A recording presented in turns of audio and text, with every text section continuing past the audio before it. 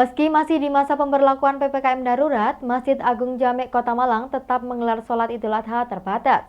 Ratusan jemaah terpaksa sholat di luar karena masjid tertutup untuk jemaah dari luar.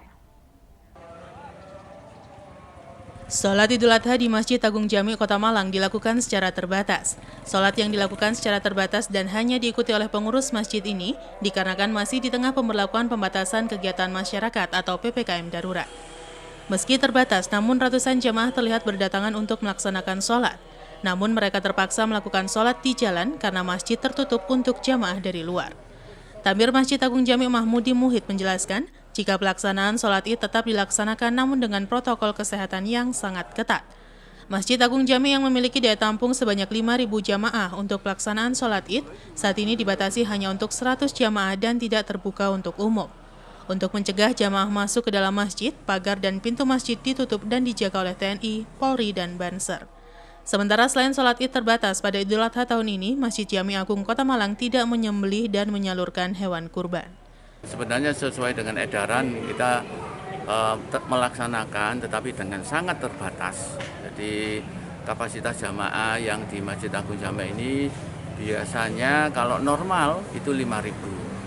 Tadi karena dengan adanya PPKM darurat, kita mohon maaf kalau mungkin ada pihak-pihak yang merasa bagaimana atas pelaksanaan ini. Tapi tetap kita menjaga protokol kesehatan sehingga tadi jumlahnya sesuai dengan yang kita ukur itu mestinya sekitar ya paling tidak 100 begitu. Tetapi karena ada beberapa jamaah yang ingin melaksanakan sholat Id sehingga nanti agak bertambah tidak sesuai dengan harapan kita. Oleh karena itu kami mohon maaf ya. Mestinya kami menggelar itu sekitar 100 ya. Dengan prokes yang ketat, kita minta bantuan dari teman-teman remaja masjid, pondok, teman-teman Banser untuk ikut membantu kelancaran sholat Idul Adha, utamanya menertibkan jamaah dengan menjaga protokol kesehatan. Simon Alfredo melaporkan. Hari Raya Idul Adha menjadi salah satu hari besar bagi umat Islam, di mana seluruh kaum muslimin melaksanakan sholat Idul Adha yang kemudian dilanjutkan dengan penyembelihan hewan kurban. Namun, ada perbedaan di tahun ini, karena pemerintah tengah menerapkan PPKM darurat untuk mengantisipasi penyebaran COVID-19. Kebijakan ini diambil merujuk pada Surat Edaran Menteri Agama Nomor 17 Tahun 2021 yang melarang pelaksanaan sholat Idul Adha di zona orange dan merah. Untuk menghindari terjadinya klaster baru penyebaran COVID-19 di wilayah PPKM darurat Pulau Jawa dan Bali, sejumlah pejabat di lingkungan pemerintah Kota Batu melaksanakan sholat Idul Adha di rumah masing-masing. Seperti halnya yang dilakukan Wakil Wali Kota Batu Punjul Santoso bersama istri dan anaknya, melaksanakan sholat Idul Adha di rumah dinasnya bersama anggota keluarga lainnya. Pelaksanaan sholat Idul Adha 1442 Hijriah pun dilaksanakan dengan protokol kesehatan, dengan mengenakan masker dan softnya pun juga diatur sesuai protokol kesehatan. Wakil Wali Kota Batu Punjul Santoso mengaku melaksanakan sholat hari raya baik hari raya Idul Fitri maupun Idul Adha di tengah pandemi COVID-19 yang keempat kalinya, mengingat kondisi pandemi COVID-19 yang masih mengkhawatirkan. Dan ini dilaksanakan sesuai Surat Edaran Kementerian Agama Nomor 17 Tahun 2021 tentang peniadaan sholat Idul Adha di masjid atau di lapangan pada tahun ini. Dan keputusan ini diambil untuk melindungi masyarakat dari paparan virus corona sekaligus menekan jumlah penyebaran COVID-19. Meski begitu, umat Islam tetap bisa melaksanakan ibadah sholat Idul Adha di rumah masing-masing secara individu atau berjamaah bersama anggota keluarga. Keputusan sholat Id di rumah dan larangan sholat Id di masjid dan lapangan, selain merujuk Surat Edaran Menteri Agama, juga merujuk Surat Edaran Instruksi Mendagri dan PPKM, serta Surat Edaran Gubernur Jawa Timur tentang sholat Idul Adha sesuai dengan zona, di mana zona oranye dan zona merah agar menggelar sholat Idul Adha di rumah saja. 4 kali ini melakukan sholat Idul Fitri 2 kali, Idul Adha 2 kali di rumah. Yang pertama karena kondisi COVID-19. Berikutnya sesuai dengan anjuran Inmendagri 19 maupun SE daripada Kementerian Agama Nomor 17 yang terakhir ditindaklanjuti dengan SE Wali Kota, di mana seluruh masyarakat di Idul Adha ini untuk tidak melaksanakan sholat di masjid maupun musola, diharapkan untuk bisa sholat di rumah. Yang pertama untuk menjaga agar supaya penyebaran COVID-19 tidak terjadi, karena kita tahu sendiri tidak hanya di Indonesia menjadi klaster di dunia, termasuk di Kota Batu. Ini luar biasa penyebarannya dan ini banyak terjadi yaitu dari klaster keluarga, yang mana orang tua sesepuh ini sepuh di rumah, anaknya yang keluar mobilitas ke sana kemari, begitu datang menularkan kepada anaknya. Oleh sebab itu alhamdulillah ini merupakan keinginan kita bersama. Kita sebagai orang pemerintahan wajib memberikan contoh kepada masyarakat di Kota Batu. Kita bisa sholat, bahkan untuk sholat jamaah 5 waktu kita upayakan untuk sholat juga di rumah. Yanto Yancung melaporkan. Sholat Idul Adha 2021 tetap dilaksanakan di banyak masjid di wilayah Kabupaten Malang. Sholat Idul Adha dilaksanakan dengan menerapkan protokol kesehatan dengan waktu yang lebih dipercepat. Kegiatan sholat Idul Adha tahun 2021 tetap dilaksanakan di banyak masjid di beberapa wilayah di Kabupaten Malang. Sholat Idul Adha tetap digelar salah satunya karena desakan banyak warga masyarakat yang tetap menginginkan dilaksanakannya sholat Idul Adha secara berjamaah. Sholat Idul Adha tahun 2021 di masa PPKM darurat sudah ada aturan Kementerian Agama dengan Surat Edaran Nomor 17 Tahun 2021, di mana peniadaan sholat Idul Adha secara berjamaah di masjid maupun di lapangan untuk mencegah penyebaran COVID-19 dan menghimbau umat Islam untuk melaksanakan sholat Idul Adha di rumah masing-masing. Tetapi surat edaran Kementerian Agama belum sepenuhnya dipatuhi masyarakat luas karena pelaksanaan ibadah sholat Idul Fitri tetap dilaksanakan di banyak tempat dengan protokol kesehatan dan jumlah jamaah yang hanya setengahnya. Menurut salah seorang warga yang mengikuti kegiatan sholat menjelaskan, tetap ikut sholat berjamaah karena sholat Idul Adha setahun sekali dan tetap menerapkan protokol kesehatan. Di beberapa wilayah seperti Karangploso, Pakis, sampai Tumpang terlihat banyak masjid yang menggelar sholat Idul Fitri dengan jumlah jamaah yang terbatas. Para jamaah ini ada yang hanya mengikuti sholat kemudian pulang dan ada sebagian yang mengikuti sampai selesai ceramah. Ya, inginnya masyarakat ini ya sholat seperti biasanya, karena walaupun ini sholat sunat tapi kan sunat kan jadi istilahnya itu setengah dari kewajiban. Bahkan sholat Idul Adha ini kan dilaksanakan setahun sekali. Ya. Harapan saya semoga pandemi ini segera sirna dari bangsa di Indonesia. Terus harapan saya yang kedua, ekonomi Indonesia cepat pulih kembali. Ini yang paling susah lagi ialah masyarakat kecil kayak kita ini. Seperti ya buruh tani, ya kulit bangunan, ya pokoknya ekonomi kecil. Iwan Hikmawan melaporkan. Terima kasih Anda masih bersama kami dalam Info 7 Malang Raya. Surat edaran dari Wali Kota Malang yang menghimbau masjid di Kota Malang untuk tidak melakukan penyembelihan hewan korban sendiri, namun dialihkan ke rumah pemotongan hewan atau RPH, membuat penyembelihan meningkat 2 kali lipat. Dalam sehari, sebanyak 120 ekor sapi disembelih di RPH Kota Malang.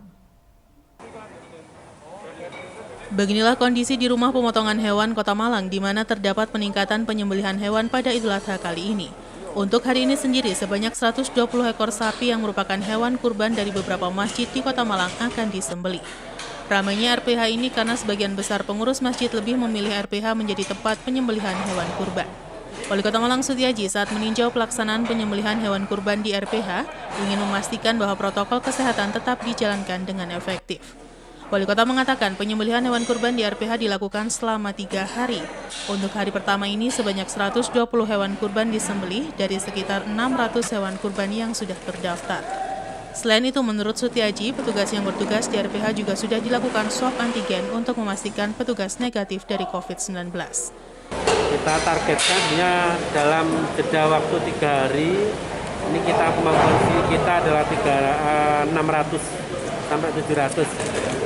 Jadi hari pertama, hari kedua, hari keempat lah.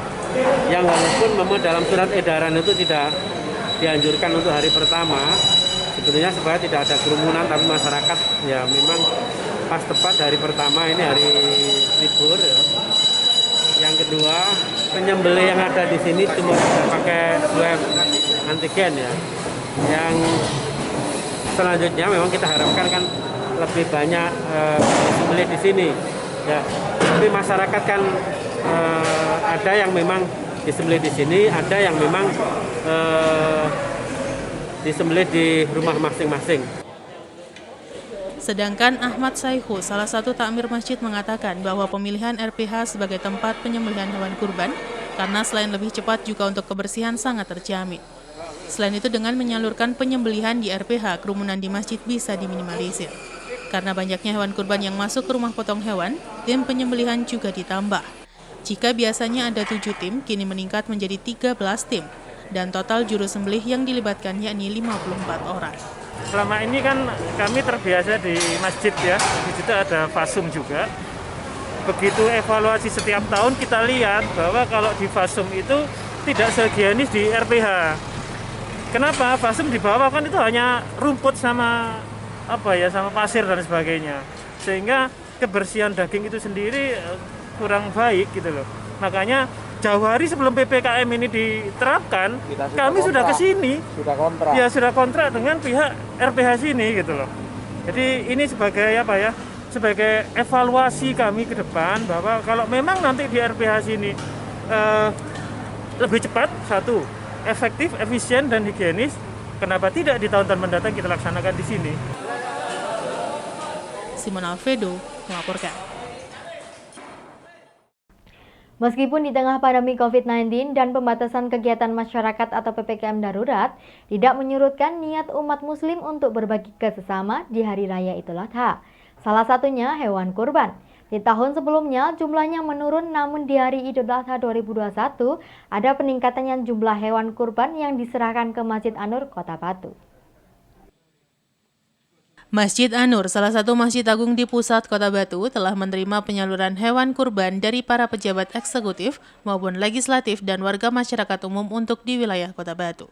Hewan kurban yang diterima di Masjid Agung An-Nur Kota Batu tidak hanya dari para pejabat daerah setempat, namun ada pula dari pejabat Provinsi Jawa Timur seperti halnya dari Gubernur Jawa Timur Khofifah Indar Parawansa, juga menyerahkan hewan kurban sapi jenis limousin kepada pengurus Masjid Agung An-Nur Kota Batu. Penyaluran hewan kurban di Masjid An-Nur Kota Batu dari tahun ke tahun terus mengalami peningkatan jumlahnya. Di tengah pandemi kali ini, Masjid An-Nur Kota Batu telah menerima hewan kurban sebanyak 9 ekor sapi dan 25 kambing. Di tahun sebelumnya, Masjid An-Nur Kota Batu hanya menerima 7 ekor sapi. Menurut keterangan takmir Masjid An-Nur Kota Batu membenarkan jika jumlah hewan kurban yang diserahkan di masjid bertambah jumlahnya, dan hewan kurban berupa sapi datang dari pejabat pemerintah Kota Batu. Selain itu juga ditambah dari Gubernur Jawa Timur dan masyarakat umum lainnya.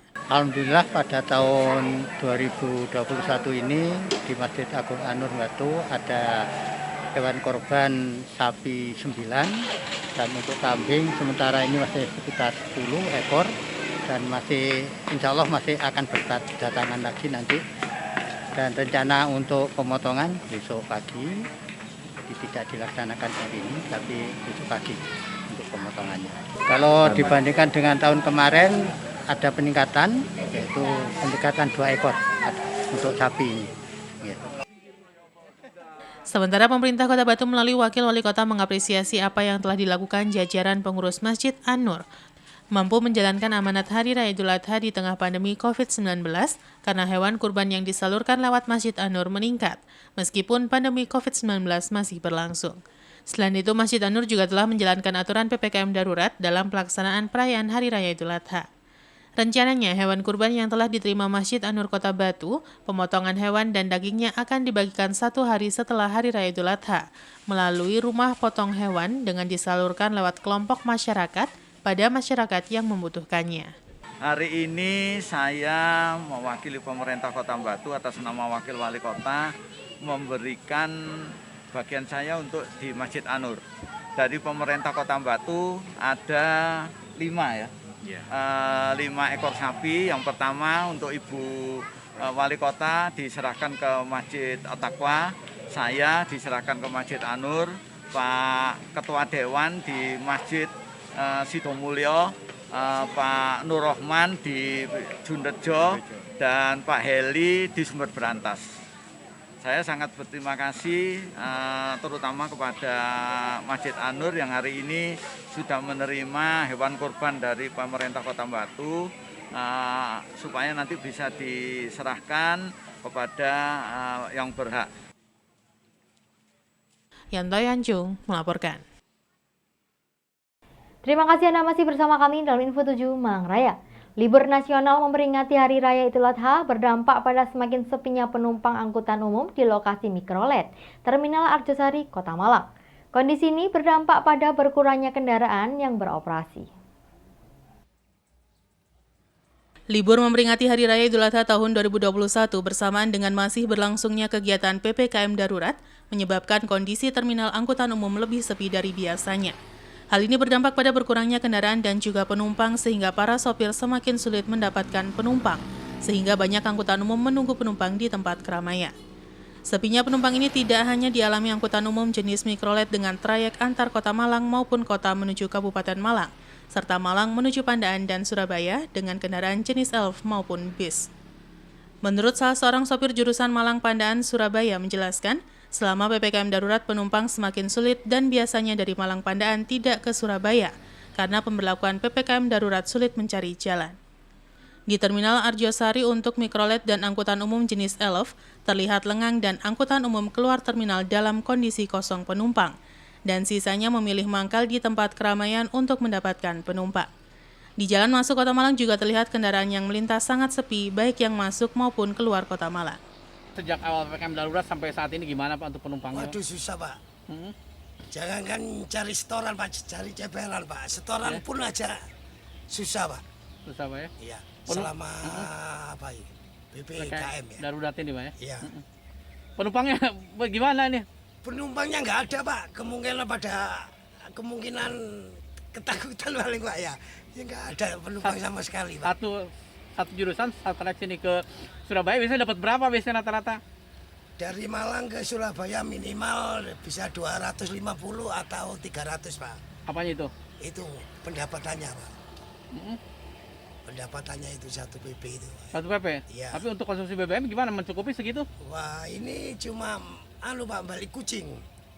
Maksudnya? Malang Pandaan balik, Pandaan Purwosari balik lagi. Oh nggak sampai Surabaya? Nggak sampai Pak. Ada penumpangnya? Ya apalagi jalannya diputar-putar itu Pak, ditutup itu. Oh berarti ya konsumsi BBM juga ini Pak ya? Iya iya. Apalagi sekarang saat ini Pak ya? Idul Adha kayak gini? Waduh tambah nggak ada penumpang. Sama sepi sama sekali Pak ya? Iwan Hikmawan melaporkan.